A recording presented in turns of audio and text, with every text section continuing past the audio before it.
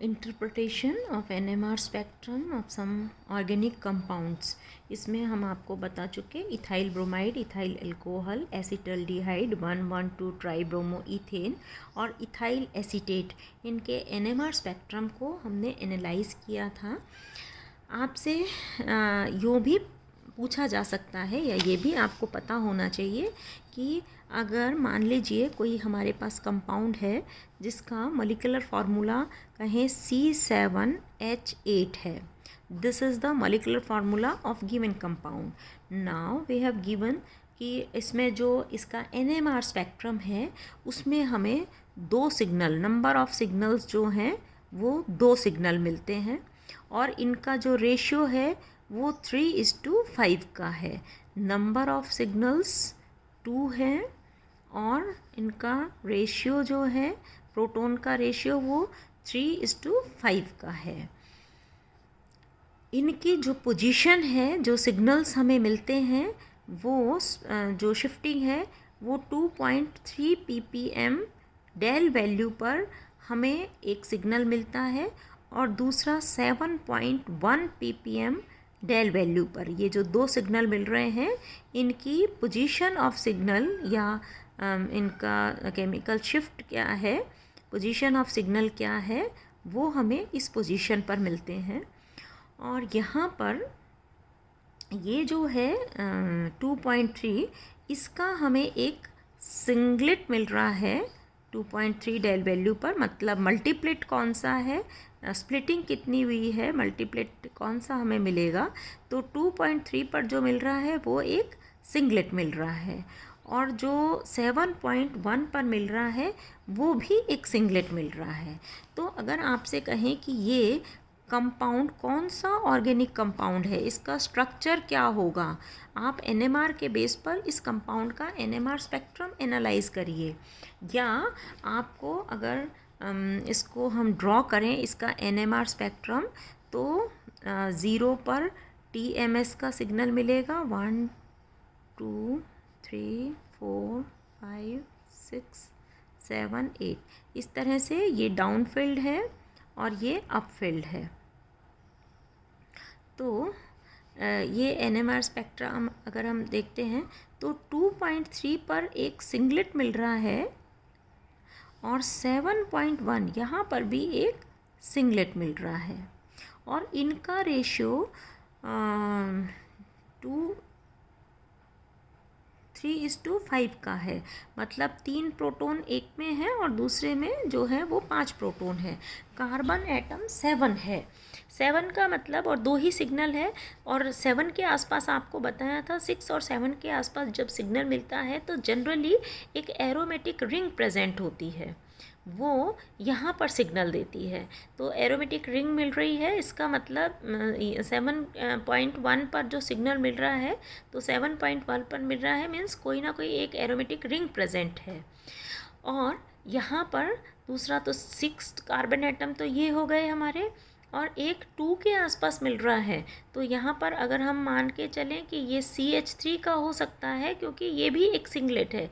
इस carbon atom पर देखिए बेंजीन में C6H6 होता है और एक हाइड्रोजन को हटा के सब्सटीट्यूट करके ये CH3 ग्रुप आ गया।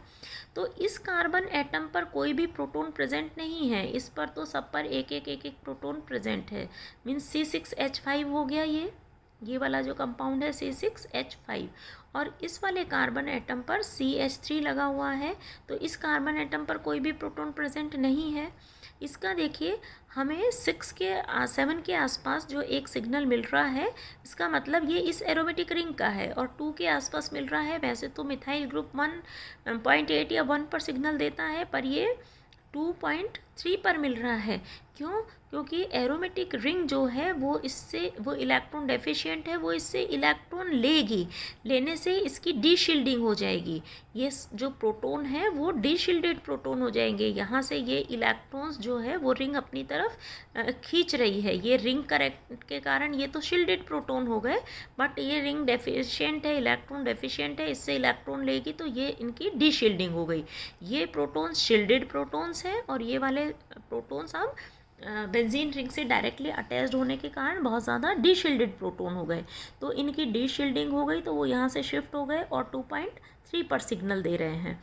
मीन्स ये वाला जो सिग्नल होगा वो CH3 टाइप ऑफ प्रोटॉन के कारण होगा, और ये वाला जो सिग्नल आ रहा है 7.1 पर, ये एरोमेटिक रिंग के जो प्रोटॉन्स हैं इन प्रोटॉन्स के कारण एक सिग्नल होगा, मीन्स C6H5 का ये वाला सिग्नल होगा। और इन दोनों के बीच में ये जो कार्बन एटम है ये इस पर कोई प्रोटॉन प्रेजेंट नहीं है, तो ये ना तो ये रिस्पॉन्सिबल होगा, इस पर कोई इसको स्प्लिट करने के लिए यहाँ प्रोटॉन है, और ना ये चारों प्रोटॉन को स्प्लिट करने के लिए या उनको इफेक्ट करने के लिए, मैग्नेटिक फील्ड को इफेक्ट करने के लिए कोई प्रोटॉन प्रेजेंट है। मीन्स ये जो है C6H5 CH3 इस तरह से इसका जो स्ट्रक्चर है, तो यहाँ पर इनका स्प्लिटिंग नहीं होती है। तो एक सिंगलेट तो हमको मिलता है C6H5 का और दूसरा सिंगलेट मिलता है इस CH3 का। क्योंकि इस कार्बन एटम पर कोई प्रोटॉन प्रेजेंट नहीं है तो ना तो इनकी स्प्लिटिंग होती है ना इनकी स्प्लिटिंग होती है।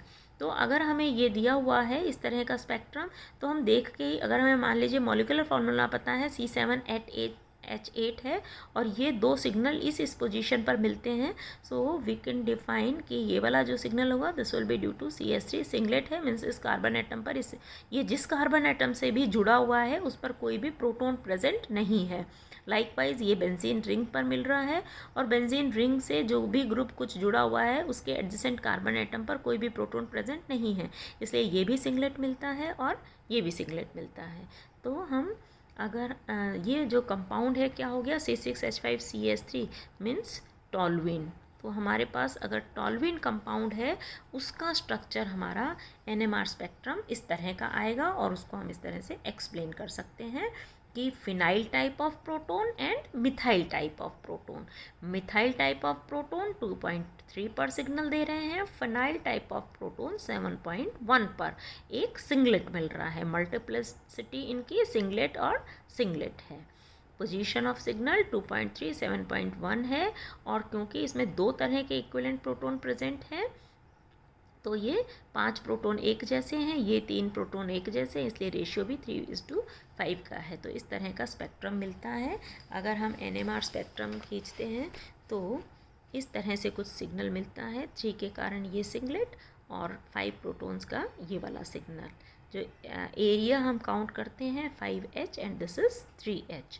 So this is the toluene का स्ट्रक्चर जो है NMR स्पेक्ट्रम वो ये दिया हुआ है। नेक्स्ट जो है, अगर हमारे पास एसीटोफिनोन है,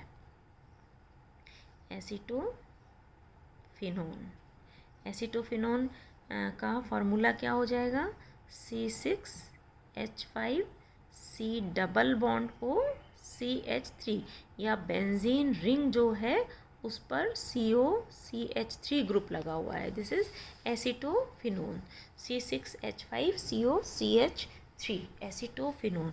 अब आप बताइए इसमें कि कितने नंबर ऑफ सिग्नल्स मिलेंगे, इसको देख के आप गेस कर सकते हैं कितने टाइप के इक्विवेलेंट प्रोटॉन प्रेजेंट है। CH3 टाइप ऑफ प्रोटॉन एक नेचर, और दूसरा ये C6H5 type of proton. 5 proton equivalent nature के हैं, ये 3 प्रोटॉन इक्विवेलेंट नेचर के हैं। इसका मतलब कि हमें सबसे पहले इस NMR स्पेक्ट्रम में नंबर ऑफ सिग्नल्स कितने मिलेंगे, 2 सिग्नल्स, एक ये वाले प्रोटॉन और दूसरे ये 5 प्रोटॉन इसके कारण मिलेंगे। अब अगर हम इनकी पोजीशन देखें तो आपको पता है कि जो एरोमेटिक प्रोटॉन्स हैं ये कहाँ पर सिग्नल देते हैं, 6 से 7 के बीच में ना, इतना ppm पर आपने देखा था, बताया था, इस ppm पर सिग्नल देते हैं। मतलब अगर हम पोजीशन देखें तो इनकी पोजीशन क्या होगी, जो एरोमेटिक प्रोटॉन्स हैं C6H5 के, जो फिनाइल प्रोटॉन्स हैं ये वाले, ये सिग्नल कहाँ देंगे 6 to 7 ppm पर, बल्कि इनके साइड में, क्योंकि ये कार्बोनिल ग्रुप प्रेजेंट है तो वो इसकी डीशिल्डिंग करेगा, इससे इलेक्ट्रॉन का खींचेगा, क्योंकि ऑक्सीजन की इलेक्ट्रोनेगेटिविटी बहुत ज़्यादा है और डबल बॉन्ड है तो ये इसके इलेक्ट्रॉन लेगा, इसका मतलब इसकी डीशील्डिंग हो रही है। तो 6-7 पर तो जनरली मिलता ही है, इसकी और शिफ्टिंग हो जाएगी डाउनफील्ड शिफ्ट में, तो इसका जो सिग्नल मिलता है वो 7 से 8 ppm डेल वैल्यू के बीच में ये वाले प्रोटॉन सिग्नल देते हैं, राइट। दूसरा, ये वाले जो प्रोटॉन है इनकी भी डीशील्डिंग हो रही है, क्योंकि ये भी इस कार्बोनिल ग्रुप से डायरेक्टली अटैच्ड है, तो इनकी भी डीशील्डिंग होगी। वैसे अगर नॉर्मली ये होता तो 0.8 से 1 ppm पर सिग्नल देता, लेकिन ये जो मिथाइल टाइप ऑफ प्रोटॉन है ये डायरेक्टली कार्बोनिल से ग्रुप से जुड़े हुए हैं, तो इनकी डीशील्डिंग बहुत ज़्यादा हो जाती है, और इसलिए ये 2 ppm डेल वैल्यू पर हमें एक सिग्नल देते हैं, क्योंकि इनकी डीशील्डिंग हो गई। तो हमको जो दो सिग्नल्स मिलते हैं, एक 2 ppm पर और एक 7.8 ppm के आसपास हमको सिग्नल मिलता है। अब इसका जो NMR स्पेक्ट्रम है उसको हम इस तरह से देखते हैं कि जो NMR स्पेक्ट्रम हमें मिलता है वो कुछ इस तरह से होता है। CH3 टाइप ऑफ प्रोटॉन यहाँ पर एक सिंगलेट दे रहे हैं, और ये चारों प्रोटॉन यहाँ पर एक मल्टीप्लेट हमें देते हैं। और वैसे तो क्योंकि इस साइड वाले प्रोटॉन पर, जैसे कि आपने टॉल्विन में देखा था, कोई कार्बन एटम ना इस पर प्रेजेंट है ना इस पर प्रेजेंट है, कार्बन एटम पर सॉरी हाइड्रोजन प्रेजेंट नहीं है, ना तो इस कार्बन एटम पर हाइड्रोजन प्रेजेंट है प्रोटॉन, और ना इस कार्बन एटम पर कोई प्रोटॉन प्रेजेंट है। इसीलिए यहाँ इस कार्बन एटम पर कोई प्रोटॉन नहीं है, इसीलिए इसका एक सिंगलेट मिल रहा है हमें यहाँ पर 2 डेल वैल्यू पर 2.1 पर 2 के आसपास हमें एक सिंगलेट मिल रहा है 2.1। क्यों? क्योंकि इसने इसको डीशील्डिंग कर दी और कोई प्रोटॉन नहीं है तो स्प्लिटिंग होगी ही नहीं। अगर कार्बोनिल ग्रुप नहीं होता तो ये सिग्नल कहाँ देता, 1 के आसपास देता, लेकिन डीशील्डिंग बहुत ज़्यादा हो रही है तो ये 2.1 पर सिंगलेट दे रहा है। मीन्स ये वाला जो है ये CH3 टाइप ऑफ प्रोटॉन का हमको एक सिंगलेट मिलता है। यहाँ पर जो CO है वो इससे भी इलेक्ट्रॉन ले रहा है, मतलब इन प्रोटॉन्स की भी डीशील्डिंग कर रहा है। ये 6 पर सिग्नल देते हैं 6-7 के बीच में, लेकिन ये भी शिफ्ट हो जाते हैं 7-8 के बीच में। अब इसका जो ऑक्सीजन है इसकी इलेक्ट्रोनेगेटिविटी ज़्यादा है, ये इससे इलेक्ट्रॉन लेगा तो ये बॉन्ड के इलेक्ट्रॉन्स यहाँ से खींचेंगे, ये इलेक्ट्रॉन डेफिशिएंट हो जाएगा, ये यहाँ से इलेक्ट्रॉन लेगा, ये इलेक्ट्रॉन डेफिशिएंट हो जाएगा, ये यहाँ से इलेक्ट्रॉन लेगा। तो इस तरह से इसकी पोजीशंस अलग अलग, इलेक्ट्रॉन डेफिशिएंसी इसमें बहुत ज़्यादा डेफिशिएंट है एज़ कम्पेयर टू दिस। तो इनका कुछ इनमें इनकी इलेक्ट्रॉन डेफिशिएंसी में भी कमी आ जाती है, या शील्डिंग में भी अलग अलग ये थोड़ा सा हो जाते हैं, इसलिए ये आपस में एक दूसरे को इफ़ेक्ट करता है। इनकी जो है क्योंकि इलेक्ट्रॉन डेंसिटी में आपस में भी इलेक्ट्रॉन अट्रैक्टिंग नेचर के कारण ऑर्थो मेटा पैरा इन पोजीशंस में भी इलेक्ट्रॉन डेंसिटी में डिफरेंस है। यहाँ पर ये ज़्यादा इलेक्ट्रॉन डेफिशिएंट है as compare to this meta position, ये इससे डिफ़र कर रहा है। तो यहाँ पर ये सब भी एक दूसरे को मैग्नेटिक फील्ड जो है वो इनके कारण एक दूसरे को स्प्लिट कर देते हैं। ऑर्थो पोजीशन इन दो मेटा पोजीशन के कारण, मेटा पोजीशन इन दो ऑर्थो पोजीशन के कारण एक दूसरे को स्प्लिट कर देती है। तो ये 5 है वो 6 में इस तरह से इसका एक मल्टीप्लेट स्प्लिट हो जाता है। तो 7 से 8 के बीच में हमें एक मल्टीप्लेट मिलता है। तो ये एसिटोफिनोन जो है उसका NMR स्पेक्ट्रम इस तरह से हमें मिलता है। 2 सिग्नल मिलते हैं 7 to 8 और 2 ppm पर, एक फिनाइल ग्रुप के कारण और एक मिथाइल ग्रुप के कारण मल्टीप्लेट और एक सिंगलेट मिलता है। और इसका इतनी डाउनफील्ड शिफ्टिंग जो है that is due to this carbonyl group, इसके कारण इसकी इतनी डीशील्डिंग हुई है।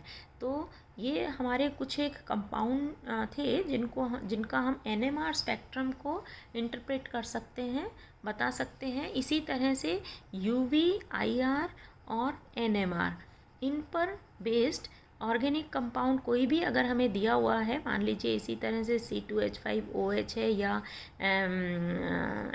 एसिटिक एसिड है, कोई भी कंपाउंड है, तो इन सब का कि ये फंक्शनल ग्रुप जो है वो कहाँ पर इसके यूवी स्पेक्ट्रम के लिए क्या स्पेक्ट्रम मिलता है, आईआर में कौन सा स्पेक्ट्रम मिलता है और एनएमआर में इस तरह का कौन सा स्पेक्ट्रम मिलेगा, इन तीनों की हेल्प से भी हम स्ट्रक्चर को इल्यूसिडेट कर सकते हैं। तो ये आपका एनएमआर स्पेक्ट्रोस्कोपी था। इनके आप क्वेश्चंस या एक्सरसाइज करिएगा, हम आपको नेक्स्ट रन पे देंगे इसकी एक्सरसाइज, तो प्रैक्टिस करिए। अगर कोई प्रॉब्लम हो तो आप हमसे पूछ लीजिएगा। किसी भी तरह के कोई भी क्वेश्चंस हो तो आप अपने व्हाट्सएप ग्रुप पर डाल दीजिए, I will solve the problem.